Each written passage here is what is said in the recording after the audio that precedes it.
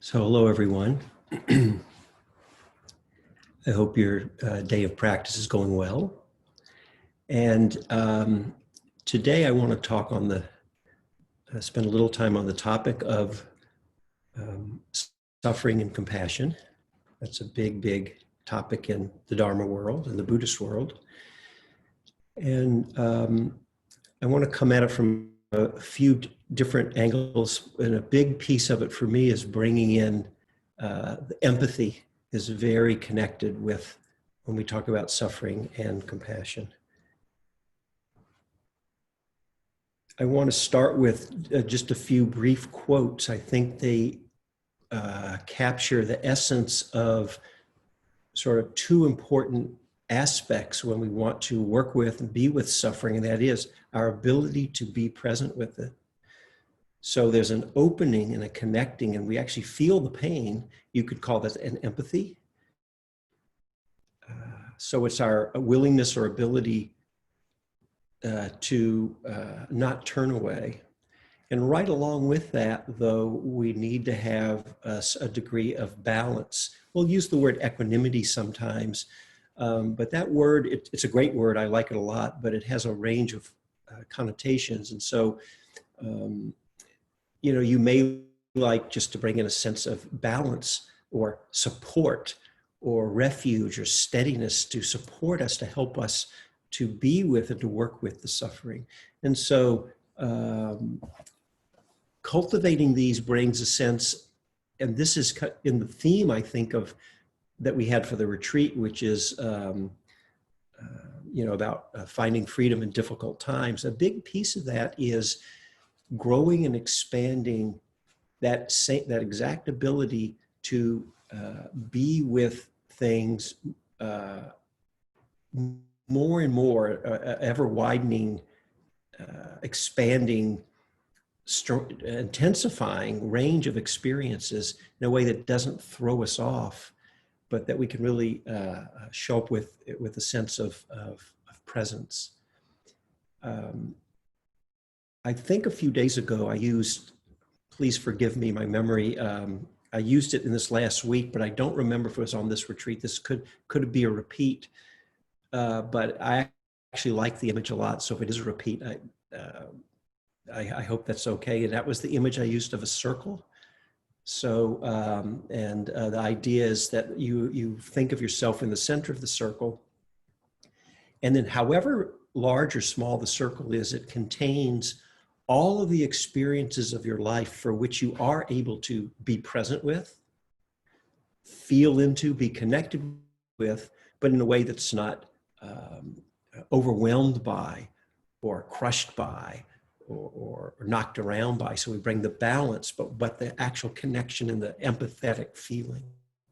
And so I like to think about practice as our Dharma practice, our meditation, as a process of expanding that circle so it gets bigger and bigger, bigger, to hold an ever widening more and more of all the ups and downs of our life.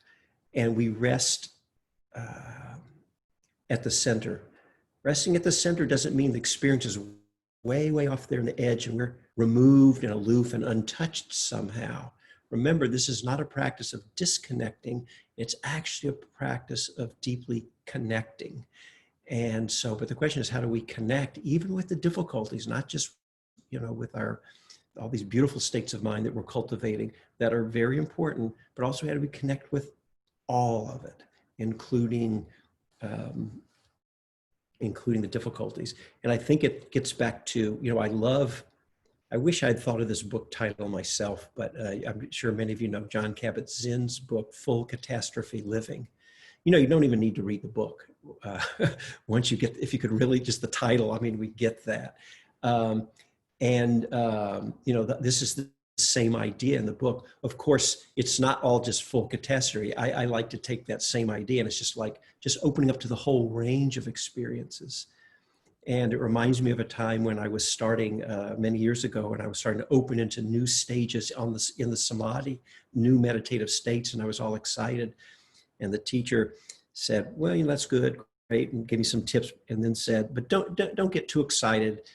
both the pleasant and the unpleasant just keep getting stronger anyway. Just kind of, I don't think he was being dismissive, but just, he was not excited. He just said, well, this is how it is. Life is.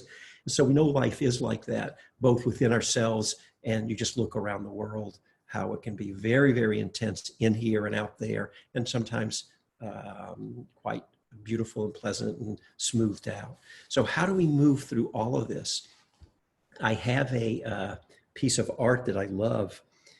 It's a signed lithograph from Richard Stein. I don't know if he's still around, but he was known definitely I think back in the 70s and 80s, he was around. And I wish I'd brought it here. I've got it in the other room. I'm actually looking at it now, but I don't want to get up and walk away to grab it to show you. But it shows a rainbow, and on top of it is a bird just drawn in just black and white bird, with the only color is the rainbow, and underneath there are all these jaggedy, pointy, rough, sharp points. And then it just has a little inscription that says, Zen bird rides a rainbow over the rough edges of the world. And I love it as a simple little piece of art. And, but it's an interesting, we don't necessarily use that terminology to write, but what does it mean? I'll just use his language. What does that mean to ride a rainbow over the rough edges of the world? Does it mean we're supposed to just be so, like, have transcended it all so much that yes, we're present and connected and touching, but we're just never moved? We don't feel the pain. We don't feel those sharp edges. I don't think that's what it means. And I hope none of us do. No, we feel everything. When you put your mindfulness onto your suffering, it's not like new age music is going to start playing and flower petals are going to start coming down from the sky. I don't think it's like that, right? It still hurts, right? The pain's not going to change. The question is, what's our relationship with it? How do we hold it? And there's a whole feeling when it cracks open the heart of love and compassion and empathy that where those can be very alive, even in the difficulties. So that's kind of the intro to what I want to do. So I'm going to read a couple, actually, maybe three. They're short quotes, but I think they capture, they're kind of intense, but hopefully not too intense. Maybe you won't feel like they're intense, but they capture, to me, bringing together a clarity and the stability part, along with definitely an opening and a not turning away from the suffering. And so the first one is, there's a book I have here, I don't know if you can see it. It's called Peacemaking Day by Day, a little, by the National Catholic Peace Movement, called Pax Christi USA. I don't know if it's in print anymore, but you can look for it. It's wonderful. It's a bunch of lovely quotes. And this is a quote from a man who's actually, you can look him up. He's a known figure from, he was beheaded. He was an Austrian farmer, beheaded for refusing to fight in Hitler's army. So they killed this guy. And, my pronunciation is bad, but his name was Franz Jägerstätter. I'm sure I'm messing up the pronunciation. Well-known person. This is what he said. He's a Christian. So, by the way, he wrote this when he knew they were going to execute him. And they said, all you have to do is recant and give them what they want, and they'll just let you go. And he said,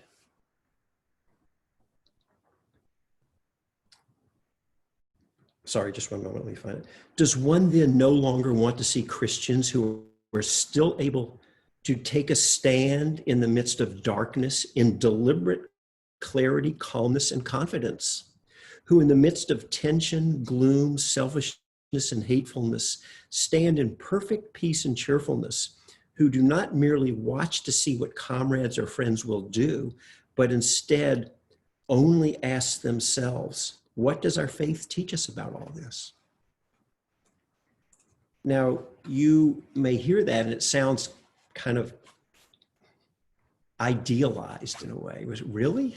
He was in that kind of place. This was a real person, and he was known for, so it shows that this is a high bar for sure, that this sort of thing really is possible for the human mind to attain.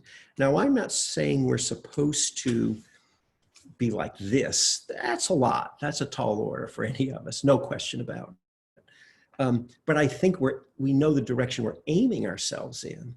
And this is what I said a few days ago about being on the path where we're doing two seemingly opposite things at the same time. We're on a path that's going somewhere, but at the same time, we're not trying to go anywhere at all. This is a really good opportunity to keep that sensibility in mind. There's a path of cultivation, yes. We want to strengthen these beautiful qualities and these supportive qualities. How do we move along the path? It's by just being here, by tending to the quality we bring just to the here and now. So by paying attention to just what's real and true, we naturally further along the path. So we get the both of getting somewhere but going nowhere at all at the same time, just being here.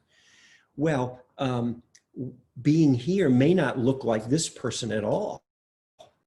It may look like fear, reactivity, running away, shutting down, denial. It can look like anger, it can look like many ways, and it will. But that's all right. That's the teacher in the moment that we have to work with. And then rather than trying to be like this person or whatever your own ideal is, we turn right back to what's real and true. And so the compassion and the empathy now is, how do I be with, I have my wonderful ideals, my aspirations. Right now, letting be just into a contracted being, an experience of ill will or fear, right? And so then we opened the compassion right into there. So moment by moment, we let the present moment, we keep saying this over and over, but it's so important. Let the present moment be our teacher and our guide, tend to it, and then it moves us in a good direction. So we don't have to be like this person. We don't have to get anywhere special, but we can see what might be possible. And I'll just read you one more. It's in the same vein. This is from Viktor Frankl's book, Man's Search for Meaning. Some of you will know this book. He was in a Nazi concentration camp, and when he came out, for several years, when he came out, he wrote this.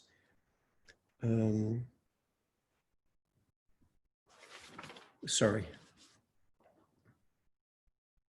So this may sound a little intense or possibly harsh also, but he's speaking from someone who had been there in the middle of this. So he wasn't just making this up. When a person finds that it is his destiny to suffer, he's using masculine pronouns because this was back in that day. When a man finds that it is his destiny to suffer, he will have to accept his suffering as his task, his single and unique task. He will have to not acknowledge the fact that even in suffering, he is unique and alone in the universe. No one can relieve him of his suffering or suffer in his place. Once the meaning of suffering had been revealed to us, we refused to minimize or alleviate the camp's tortures by ignoring them or harboring false illusions. Suffering had become a task on which we did not want to turn our backs. We had realized its hidden opportunities for achievement. Now, he goes on to say, because that's a pretty high standard too. And so again, it sounds pretty idealized, like it's not real for all of us. But he says, I'm putting in a few of the words here, the people who actually actualize what he's talking about may have been few in numbers. I bet they were few in numbers. But they offer sufficient proof that everything can be taken from a person but one thing, the last of the human freedoms, to choose one's attitude in any given set of circumstances and to choose one's own way. So what I'd like to spend the rest of the time talking about is how can we, practically speaking, take this spirit. We don't have to end up in the worst in the concentration camp, but somehow be so liberated that we don't want to turn our back on it and we're just open to the, we don't have to take it that far. How can we take what we've actually got in our life within ourselves and around it and start to just work with that on its own moves us at the right time and the right pace in that direction.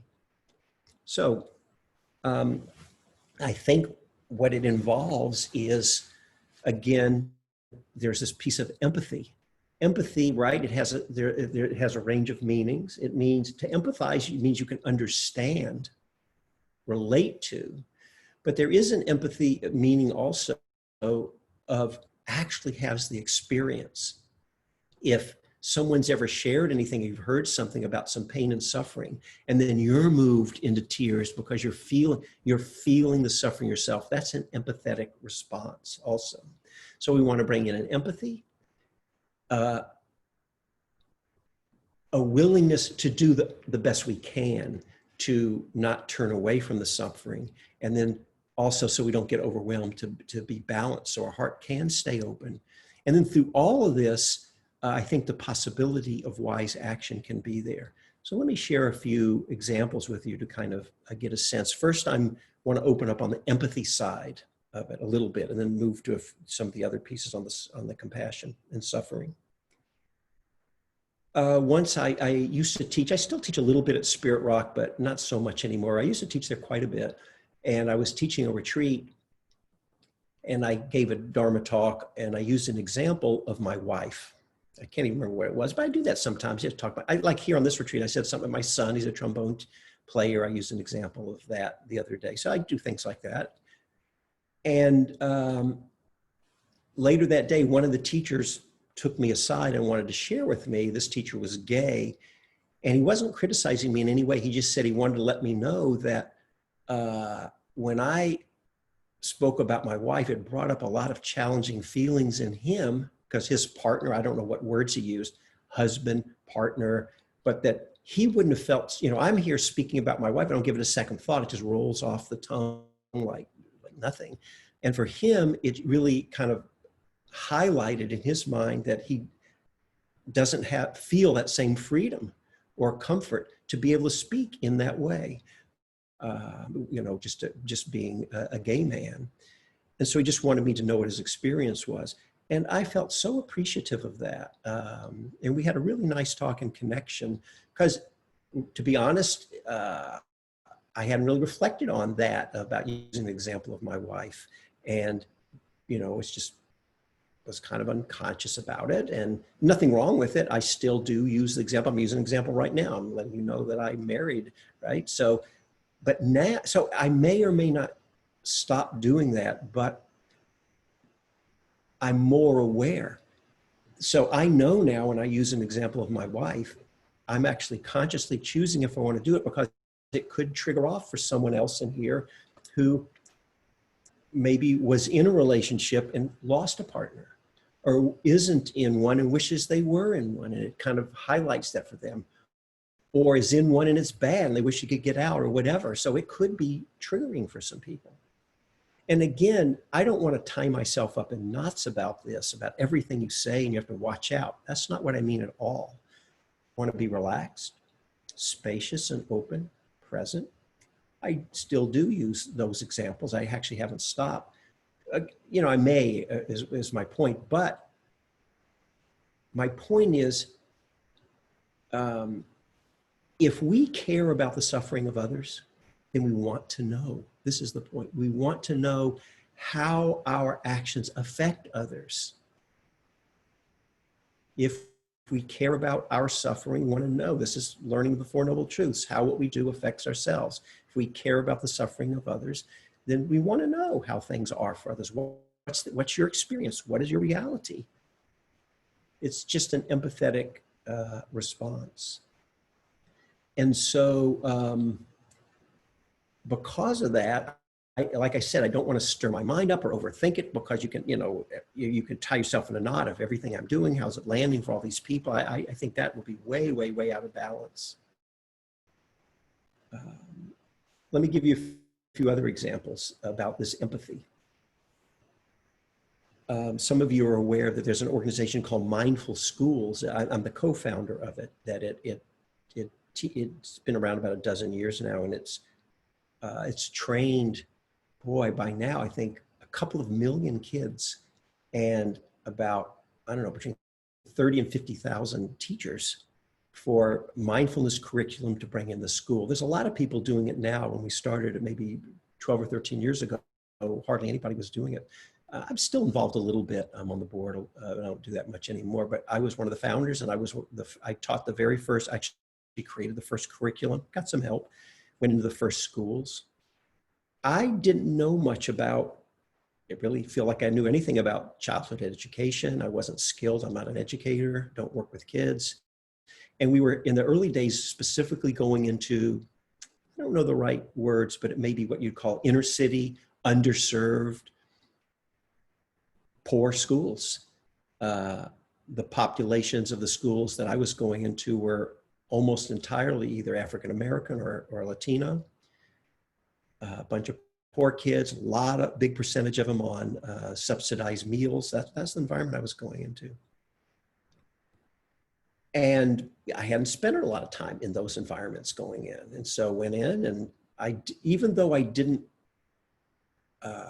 know what it was going to be, I felt a little trepidation about it because I just didn't know what I was coming in for. But I had a lot of confidence just in my willingness to show up and be present and be open and receptive. And so I came in, and we would do these exercises with the kids, and they were just wonderful kids. And I remember being with one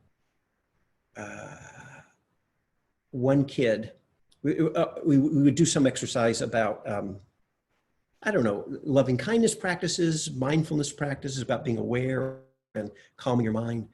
And one of the kids said to me, they call me Mr. Richard. They said, Mr. Richard, I just wanted to tell you how mindfulness has really helped me. I think I was maybe a third grader. He said, because in my neighborhood, it's not safe. There's random shootings and everything. So when I take the garbage out, I carry a baseball bat for protection.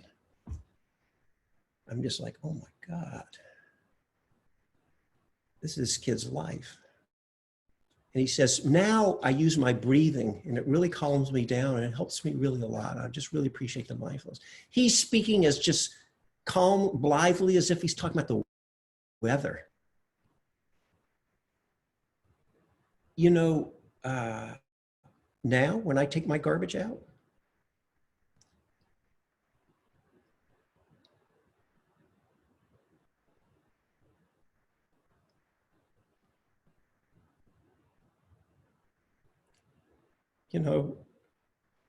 I got to tell you, those kids, they lived in neighborhoods that I didn't feel safe driving in the day. Now, you could say that's maybe racism or something like that. Maybe it was, but I'm just telling you, every house had bars and fences and gates, and it just kind of looked like, well, you have to think, what's it like? And I know there's neighborhoods like that. Well, this is this kid's home. I'm just driving in, and 2 hours later, I'm driving out. Now, when I take out my garbage, I don't even have to try. I never think about it. I'm actually aware that I'm not carrying a baseball bat. It opened up a whole level of connection and empathy around suffering. Now, you don't want to go crazy about this because it goes on and on. I want to give you some more examples. And then, so I reflected on that. It's just like, now I empathetically, hopefully I actually take some actions in the world too, but I'm speaking more of just my inner attitudes, is I'm really reflecting on all the people who it's not safe even to take out your garbage, and that's their reality. Wow, and I have gratitude that I'm just taking out my garbage and don't have to give it a second thought. I'm actually aware of that. It opened up a level of connection with the suffering of others that I hadn't had. And then as I reflect, because I live in a safe, nice neighborhood, part of Oakland, then I realized that's like, yeah, I live in I have a safe house. And then it's like, wow, I've got a house. And now on my own, I have a lot of gratitude pretty much every day, just that I've got a house. I don't take it for granted. And so these things open up in ways. When I turn on my water, when you turn on your water, that water is going to, as long as you want to leave I'm not getting into the drought, you'll get all the water you want for as long as you want, and you'll never get sick from that water. I used to just turn on my faucet, now, and you could, people might think you're going crazy. You're turning on your faucet and you're overthinking everything. That's not what I'm talking about. But the awareness is there that isn't it something like, and my numbers are off, but I think kind of give you the idea that 500 million or 1 billion, it's some hundreds of millions of people don't have ready access to clean, reliable water, or maybe they have to walk 2 miles to get to a well that might make them sick or something like that. So now I have more awareness, even for simple things. So these are examples. And so now, oftentimes if someone asks me how I'm doing and if I'm suffering, I don't want to diminish my suffering, but a lot of my suffering, I actually think it's a privilege to suffer in the way that I do. So, about like, maybe I don't have as much meaning in my life as I want. Once they stop shooting rockets into your village, then you can start worrying about whether you have meaning in your life. So these are examples of bringing empathy and appreciation as we start to think out. I hope this wasn't too weird, but these are the examples that popped in my head here. One last thing, going into it reminded me of the school. I'm thinking about when some of these, we would do metta practice with phrases, and we'd say, may you be happy, may you be peaceful. And then I asked the kids, I said, well, why don't some of you suggest your own phrases? One kid said, may you not get shot. It would not occur to me to use that as a metta phrase. It would never enter my mind. May you stay sober. May you get out of prison soon. Little kids. So it can be like this when we start to open up to the suffering of others, and it's poignant, it can touch us. So that's kind of the empathy piece I wanted to bring in, of how if we pay attention, if we're willing, we don't have to go looking or digging, but these things will come. There's always opportunities. If nothing else, go get a drink of water, turn on your faucet. The opportunity's there. There's somebody else who doesn't have that. Their water got turned off. They don't have to be in sub-Saharan Africa walking 2 miles, just down the block from you, maybe. So, the problem is that when we become sensitive and open and empathetic, we feel it more. It's going in. It doesn't feel better. Actually, it feels worse. I was much happier. I'm right now, I'm crying giving the dang Dharma talk. By the way, it's embarrassing. So it felt better when I didn't know. You may not feel the way it did, but if I care about the suffering of others, I want to know. So I'm just offering that to you. So there's a whole piece here on empathy about connecting. And so it's an interesting thing because, and I said this the other day about in the Buddhist world, this idea, we can use these words. So some of you heard this, I'm not going to repeat the whole thing about, because a lot of the traditional words are words around dispassion, becoming dispassionate and disenchanted. And I talked about the other day, some of you heard this, that it can have the feeling of the connotation of sort of stepping back. It can be like disconnecting. But I don't think it's not the way I take it. And we talked about the meaning, when you really get to the meanings of the word dispassion and disenchantment, to the root meanings, it's not cut off or numb, or I'm kind of the removed, untouched witness to it all. Some people do take it that way. I think what we're talking about is just the opposite. I'm in there.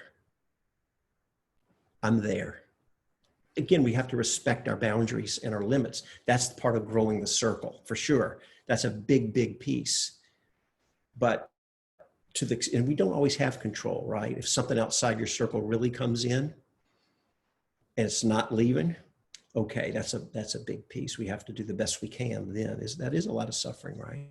If it's really too much for us and we can't bring the intensity down, that's when we need a lot of compassion for that kind of suffering. So we can maybe say more. We'll see if we have time about that. But I'm not advocating for, but I'm really encouraging all of us to explore the possibility of enhancing connection, but not being afraid. Even these difficult feelings, like I wasn't going for a laugh or being glib when I said it felt better when it did. I mean, it still touches me after like 12 or 15 years later. I get tearful when I think of these sweet kids in there, and he's so thankful that when he's going out, when he's worried about being shot, taking his garbage out, that the breath helped him. Well, I'm glad the breath helped him too. But more than that, I'm just like, oh my God, I want to get that kid out of there. That's the feeling of it. You know, like, what can we do? And so that gets into engaged action and all that kind of stuff. So if we're going to be connected, then we are starting to get into the territory of these quotes I mentioned, which really requires probably some support to enable us to stand in that. It can feel like a fire sometimes of the suffering, right? We don't have to intensify it or purposely throw ourselves in. I think we just have to be willing to be receptive and then accept what comes to us. Going back to going to the school again, I'll just give you one more example. We used to use, with the kids, we'd use this, when the mind's scattered, it's a thing you hear in the meditation world all the time about having monkey mind. And it just means your mind's jumping all over the place. And the kids loved it. They thought it was the funniest thing the funniest thing in the world. And one kid, I remember once I was in there doing something, and one kid like yelled out and interrupted, and the teacher got a little angry, and the other kids said, oh, monkey mind got him, you know. So they held it in a beautiful way. But later, one of the teachers, a white woman teaching these black kids, came up to me and says, she was just telling me, she says, yeah, don't use monkey mind. Okay. Because the whole racist history of monkeys and dehumanizing black people and all that, don't do it. And I'm going, oh God, now I can see it. Some kid's gonna go home, and innocent kid about monkey mind, I'm gonna have some parent here. It turned out fine. That was an example of, I didn't know what I didn't know, right? So we all have a lot of that, by the way, right? We know that. It might be infinite, the amount of things that we don't know and don't even know we don't know. But we can't be afraid and let that stop us. So we need to be able to take a stance, know that we've got a good heart and a good intention, and then we take an action. And then if feedback comes back to us that can be challenging, receive it in an open way. So using that example of the gay man, that wasn't really a good example because I didn't think didn't really, but you know, suppose I'd done something similar and it had been more, instead of that, it had been really kind of something I wish I hadn't said. I don't regret having said about my wife. I'm glad he told me how he felt, but maybe you did something, then come back and say, and I went, ooh, I said that. And then rather than being reactive, my response could be, you know, you were right about that. Thank you for telling me that. I didn't see that. You're totally right. I'm so sorry that I did that. I didn't realize it. You've really helped open my eyes. And we receive it like that. So we have to be willing to just stand in that and then receive what comes back to us. And that way, that's the real, it's not bravery, but the willingness to stand in the fire then and take what comes back. So in the spirit of this idea of not being disconnected, I don't know a lot about brain science, but I know a little bit, but we have what they call, as mammals, the limbic system, or the limbic brain, and that's the part with the emotions and the connection. And I just bring that up because us human beings, we are actually physiologically wired to connect. It's part of our makeup to connect. And so, in fact, infants and young children, if they don't get, matter of fact, we're wired to attach. We all know that there's something called healthy attachment. And if the infant doesn't get it, they won't thrive. They can even die if they don't get the healthy attachment. Well, what's up with that? Because we're supposed to not be attached. But if we're actually physiologically wired, it's actually essential to our survival. And in order to not only survive, but to thrive, to attach, well, maybe we can just shift the language a little bit. Rather than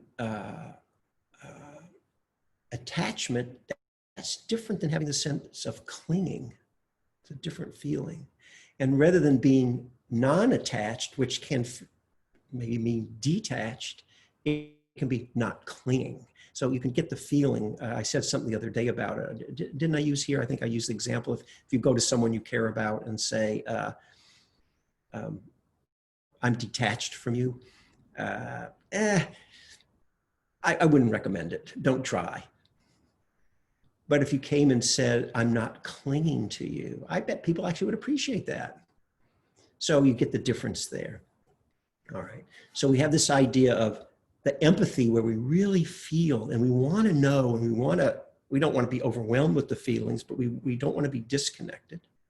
And then the willingness to be there. But then the question is, suppose we can do that, is what do we make of our suffering? How do we hold it?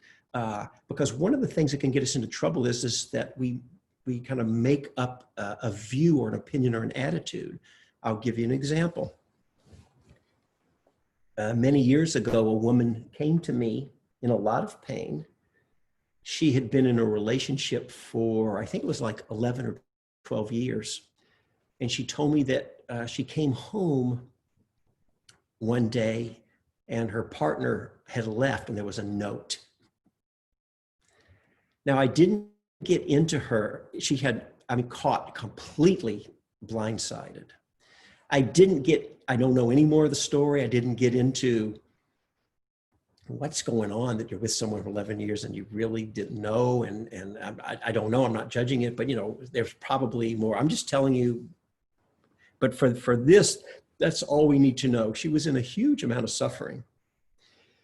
And I think at the time she said it had been maybe 6 months or a year before. So it was not super fresh, but pretty fresh, especially. She was in a lot of pain. And then as I hung out and we explored it a little further, it turned her main pain, she had the pain of that. Her main pain was, she says, but I'm a Buddhist and I'm not supposed to be clinging.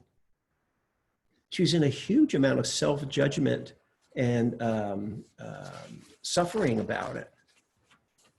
Let me ask you a question. If someone came to you and said,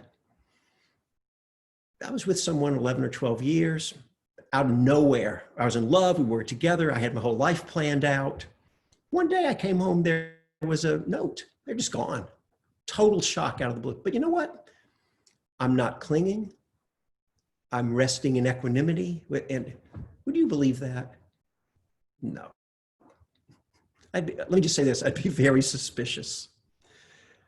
Of course you're going to suffer. Listen, for all of us, so it may be too late for you, what I'm about to say, but whether you've been conscious of this or not, if you have any connections or attachments or any people you care about, it's going to be a loss and you're going to suffer. So I have two kids. I've got a grown daughter and a grandchild, but I've also got I've been an older dad with my second marriage with my second wife, with my son. And I have a junior high school kid. He's my trombone player. And for real, right now, I'm suffering. He and I are really close. I'm suffering now. I don't actually know what he's going to choose to do when he graduates high school and goes out. He says I hope he will. He says he wants to go to college. He wants to be an engineer. Great. I hope so. I'm suffering now because he's going to go away in 4 or 5 years to college. That's true. I'm holding in some perspective, but you know what? I feel the pang of that already. And what's that empty nest syndrome going to be like, right? If there's people we care about, we feel the loss. The Four Noble Truths to me isn't saying, oh, you fools, stop it. You keep clinging and it causes suffering because of craving. That's not how I read the Four Noble Truths. It may be the way it was intended. I read it more as a statement of what it is to be a human being, that this is how it is for us, that people care, we have connections, and we feel the suffering. There was a loss. Even for the Buddha, now we don't really know the Buddha's mind, but according to this is the story in the suttas, the Buddha had his two chief disciples, Sariputta and Mahamoggallana. And it's the traditional, the story is that Sariputta died a couple of months before the Buddha, and the report came to the Buddha about it. He said, "Oh, Sariputta," I'm putting in tone of voice, of course. "Oh, Sariputta, it's if the light of the sun or the moon has gone out." The Buddha was a human being. He felt the loss. Now, I like to think that it's not that we don't feel these things, but we just know it's part of it. And that's what's then happening now. So the letting go and the willing to stand forward. The empathy is self-empathy for our own feeling. And the stability is, and the willingness, sometimes it feels like bravery to be able to be with it. And then what's real and true, the letting go is, how do I let this be? You know, it's not that I let go and then the feeling drops away. Maybe it's the letting go is the letting be. And sometimes the answer is we have to turn right into the suffering and just find, can I be with this suffering? Sometimes turning the light of awareness just on that is all that's of all that's needed. And sometimes it's not enough, and then we may have to, can I be with this? And I have found sometimes just asking myself the question, posing it as a question, whether it's something difficult, maybe I'm reacting, and I may just, in my mind, ask, can I be with this? And something in for me, so you can try it on for yourself, it gives me a permission and acceptance and acknowledgement that it's hard, but there's a soft kindness there that, you know what, this is suffering. I don't necessarily know the way out. Haven't been able to find my way. So now I have to open to just maybe letting be and letting it be this. And of course, the wisdom is knowing that these things, they come and go. It's not always going to be the same way. But when we're in it, we feel it. And so the way I'm speaking is kind of a sense of like befriending ourselves. You know, you'll hear that phrase, but I don't just go, oh yeah, befriending ourselves. I really like to pause and hang out with that. What does it mean to befriend ourselves in difficulties? It's the way that if you're fortunate enough to have a good friend, many of us, some do, some don't. If you're fortunate enough to have ever had anyone you've cared about, some of us do and some don't. How would you be with that friend if they were either suffering in some way, if they were, or maybe it caused some suffering or acting in a way, or whatever it was where they were struggling, suffering, some difficulty? Would you be criticizing them? Doesn't mean you would never give them some advice, say, well, you know, you really ought to, but you'd probably put your arm around them and hold them with kindness. That's the befriending ourselves, right?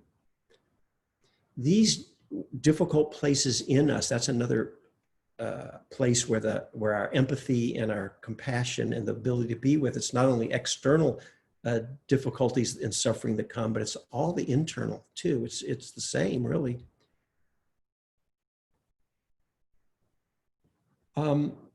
How does a healing happen on any of that? Does it happen through criticism or self-judgment or beating ourselves up? I don't think so. I think healing comes from love, really. And you know, that's what compassion is. The way I think of it is, we do metta practice, that's loving kindness. I just like to call it love because it's just a little stronger. More direct for me, but we'll say loving kindness. When love meets suffering, that's the way that I think of compassion. It may not be the official way or the way everybody thinks of it, but that loving heart with some stability, with empathy, the feeling, connection, but the caring heart of love meets it. It's not a critical place. And when we can hold it this way, so some people say, well, love is the natural response to suffering. I don't know that I would say that. That's a nice way to think of it. But when I look around the world, I see a lot of people who are not naturally responding to suffering with love. And all of us will have times, maybe it's for external circumstances or maybe it's within ourselves, where we will respond to difficulty with reactivity or criticism. And, you know, it's very common for people to contact me. It's actually happened a few times on this retreat, and someone's struggling, and it's very common, and they're judging themselves, they can't let go, and sometimes I might, you know, I don't really have anything to say that probably they don't know, but sometimes we need someone to be more objective and just point out when we're in something we don't see it. And I might say, well, you know, rather than struggling and everything, what would it be like if you could sort of just, instead of struggling to let it go, just open right into what's happening, letting yourself be. So we don't get into adversarial conflict with ourself and our own being, but letting ourselves be, which includes the agitation, the struggle, the confusion, whatever. And could you just hold that just even for a minute, a few minutes? And sometimes people go, oh yeah, and then they'll remember, this is what's actually happening now. The starting place is for what's actually real and true. And so we learn, or we try, can I open to this? So that's nice, you know, we hear all of this about empathy, sounds good, wanting to connect, not be disconnected, let our own hearts feel the suffering of others' suffering, having a sense of support and balance. That sounds great, at least it does to me. Being connected, not disconnected, holding it with wisdom, all of these things, responding with kindness to others and ourselves. By the way, that all sounds good, but I want to say something about, then when we go to put it into practice, we have to look and see what actually happens, because sometimes it doesn't take much and it's actually harder than we think. So I actually realize I am going to use an example of my wife now, after having said all that earlier. And so my wife's she has one sister, and the relationship is not good. And my wife is actually would like to have a relationship and doesn't really understand why. The sister doesn't want to talk to her. And actually doesn't even want to, she doesn't know why there's a difficulty. There's something going on, but it's, and the sister was acting in some way that I thought was mean to my wife. And so I got reactive. Your sister, she's a, whatever I did. Great Dharma teacher here. I got reactive. Okay, it can happen. And she just said to me, you know, she's got her own suffering too. And in that moment, it was very genuine. She was such a great teacher for me. Her ability to not be focused as the one on the receiving end of the difficulty. So I'm not saying she's perfect. None of us are perfect. But it was a great example of what is possible for us. And I think it was a genuine, she didn't think ahead of time, expression that came up of when she, rather than seeing and focusing on the action or on her feeling, her mind went right to the suffering of the other. And it doesn't mean she wouldn't take action if needed to take care of herself, right?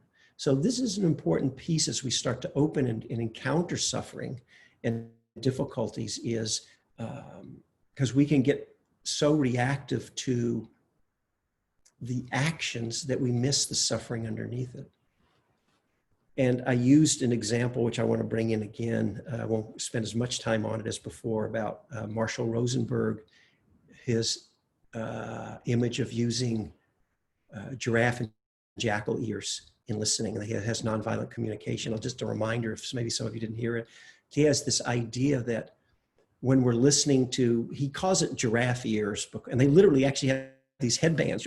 So it's a somatic like thing, you put it on and you feel this headband. It's got these funny looking giraffe ears sticking up. And when you're wearing those, because the giraffe, it's said, I don't know if it's literally true, has such a good heart, but big heart, because it has to pump blood up the tall neck. So it has the biggest heart. That's the idea. Says, when you're wearing giraffe ears, just during those times, you're not capable of even hearing that. I mean, you hear it, but what you really hear is just the suffering and the needs and the humanity of the other, no matter what comes at you. And then you can respond from that way. And so I think that was a time when my wife was wearing these giraffe ears. I don't know if she was thinking of it that way. So this all, I don't know how it sounds for you. I'm just bringing in different aspects of what attitudes to bring with us to meet the difficulties. But then it reminds me of a time I was in sitting retreat with Steve Armstrong and Kamala Masters in Hawaii. They used to do a month-long retreat there every year. I was doing 2 weeks of it on Maui. It was this beautiful YMCA center on the Kenai Peninsula, if you know Maui, on the eastern side.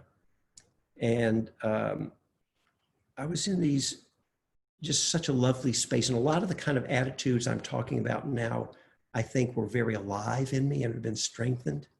But it happened to be, if you remember back when Hurricane Katrina hit in New Orleans, there was that massive flooding, and there were people who, I think it was mostly poor people, probably mostly Black people, who ended up in, like they took shelter in the, there's a big coliseum or stadium to get shelter, and they were all in there. They didn't have food and they didn't have water, and it was just so much suffering going on there.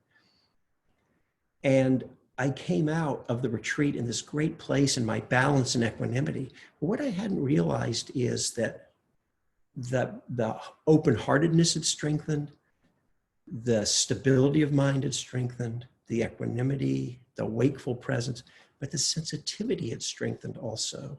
And I just got overwhelmed by the pain of what was going on in Katrina. I come out, I didn't know, it was like a day or two into it when I came out, and you look at the paper when I was like, oh my God, just went in.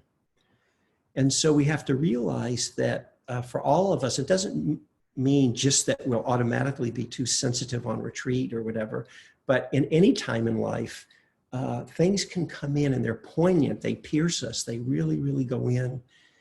And everything that I'm talking about and other things we can say are just flying out the window because it's outside our circle, and we really can feel overwhelmed and buffeted by things. So we have to also use our best judgment or discernment when it's that time, knowing when is it time to either back off, put the paper down, don't check the news, whatever, so that so we have to just find our own way about that. So I just want to, we have maybe 5 minutes left. I just want to say, get a couple more quick things here. When we undertake these practices of empathy, compassion, learning how to be with suffering, work with suffering, meet suffering with wisdom, these are beautiful, we're aiming ourselves in a really just a beautiful way. And we really can grow and deepen in these, but I want to bring in the piece of patience. You may say, where does patience come into that? Well, what I mean by it is that having heard all this, maybe you relate to it, or if not, you'll find your own ways of connecting with these kind of concepts where they're alive for you.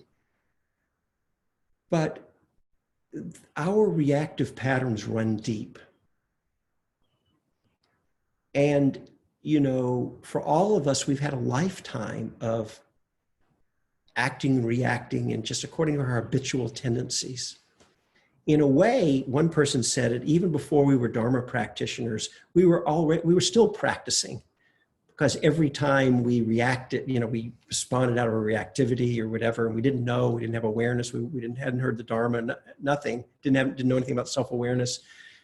We were still reinforcing and feeding those, but it wasn't an intent. So they like to be humorous to say we've been practicing that our whole life. But I think there's some truth there because those patterns run deep. If you believe the traditional Buddhist cosmology, you don't have to believe any of that stuff, but some of you may.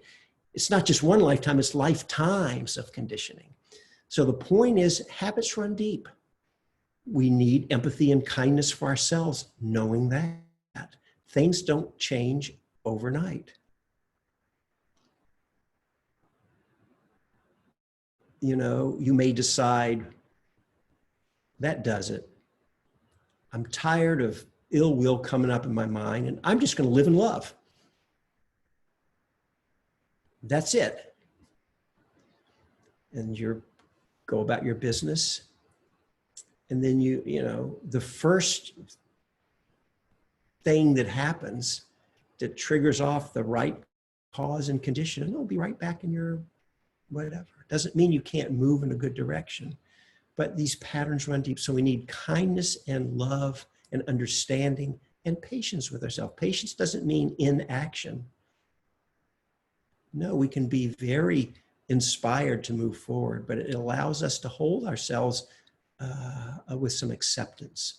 So I want to end by just telling you a very quick story that happened to me that was a great teaching in the spirit of holding ourselves with kindness. So I think I shared earlier in this retreat, I've done lots of retreats of different lengths. And the longest retreat I ever did, it was a 1 year long retreat. And it was kind of a self-retreat. It was at a center, but there weren't bells with us. You kind of had to be on your own. And so I was meditating in my room, and I would come out and do walking, and they fed you, and you get a Dharma talk a couple of times a week if you wanted to go and stuff like that. But it was intense. And I could share you many things of all the ups and downs of that, but it was very powerful. And I was in a really great space. I actually didn't want to come out at the end. I could have kept going indefinitely. It was like some of the happiest time of my life. It wasn't always like that as I went through the early months of settling in, but it really got into this wonderful place. But I'd made a commitment to loved ones to come out. I did. But it was in this great place, and it felt like, you know, I don't want to come out, but I have so much equanimity, whatever. Nothing can touch me now. I'm just living in love, balance, open, spacious awareness, so much that even if I lose it all, I've got so much equanimity, I can even lose my balance, open heart and everything. It's all good. I was really in a good place. So I had a friend from college I hadn't seen in 30 years or something. And he happened to live, this was in Massachusetts, he happened to live nearby. And somehow, I can't remember, we'd been in contact before I went on retreat. He knew I was going to be there. So he knew. So when I was coming out, I started talking just in the last little bit there. And he said, well, let me come meet you. First person I met and really spoke with after a year on retreat. And he said, I'm going to take you out to lunch. I said, great. Takes me out to lunch. And as we get in the car, he's chain smoking marijuana. That's fine, but it was a little intense. Just the whole car filled with the smoke, and I was, you know, and he had this reggae music just cranked up like however many decibels. And I'd been in this still quiet, so I was kind of blowing me away. And I'm going, all right, and I'm just holding on. I was very shaken. And then we got to the restaurant he took me to, and this was during the time of. Let's see, 9/11 was in 2001. This was in 2003. And we had invaded, I missed a lot of this. I was on retreat for a year. The whole Iraq invasion, the whole Abu Ghraib prison and the mistreatments of the prisoners there, I missed it all. So I was coming out for a few days. I started reading a little, and you know, they save all the back magazines where I was for people who want to catch. I'm reading this, I'm seeing the images, it was going in. It was too much. So I made a mistake, and I said to him, he said something, and I said, well, Ed, don't apologize. It's great for who you are, or what you did, whatever it was. I said, it's great to see you. I'm just happy to see you. I said, just don't tell me you're a George W. Bush supporter. Whether I should have said it or not, I don't know, but that's what came out of my mouth. And he said to me, well, I'm sorry to disappoint you, but not only am I George W. Bush supporter, I'm a big George W. Bush supporter. And here I am, the great yogi meditator. 2 weeks before, I had been emerging in oneness with infinite love. I stand up over him across the table. Now, he said I only, in the slightest way, barely raised my voice, but it sounded to me, I was yelling. I was so sensitive. And I said something like, I may have actually cursed. I think I said, what the hell is, excuse my, but is the matter with you? Are you friggin', I didn't say friggin', nuts? So much for love and compassion for all beings. First person I meet. And I sit down, just falling apart, that had happened. It was so painful. And he actually, we patched it up just fine. He said, actually, it felt, this is how it felt to me. He said it didn't come across because, again, I was so sensitive. It just a little bit felt like a lot.